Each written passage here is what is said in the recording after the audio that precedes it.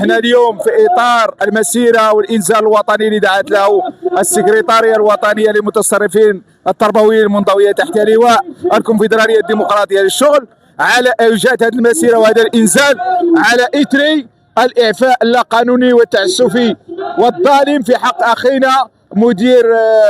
الثانويه التاهيليه اغرم بالثانويه التاهيليه الارك باغرم. وكما تلاحظوا هنا أنا حضور ممثلي ديال السكرتاريات عن مجموعه من الاقاليم بالمغرب، ويعني والناس تحملوا عناء السفر وتحملوا باش يحضروا في هذا الشكل النضالي، لان القرار كان قرارا تعسفيا وظالما، وتنطالبوا بالتراجع عنه لانه غير قانوني، وحتى الاساس الذي بني عليه فهو لا يستوجب التوقيف، وبالتالي ندعو مجددا الى التراجع عن القرار، ونقول وبالصوت المليان ان هذا جزاء المتصرفين التربويين باقليم تارودات الذين يعملون في ظروف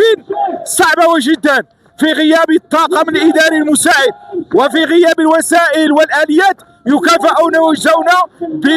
باعفاء جائر وظالم. هذه وقفه احتجاجيه انذاريه، وان لم يحل المشكل الاخوان على الصعيد الوطني سيجتمعون ويقررون في اشكال نضاليه اخرى، اما على الصعيد الوطني او في اماكن اخرى. لن نتنازل عن هذه القضيه، سنستمر في اشكال نضاليه الى غايه احقاق الحق.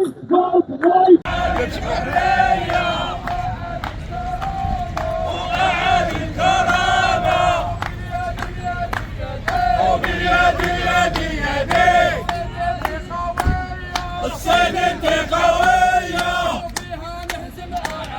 وبها نهزم أعادي، وعاد الحرية وعاد الحرية وعاد الكرامة وعاد الكرامة، ونرفع شارة الانتصار ونرفع شارة الانتصار.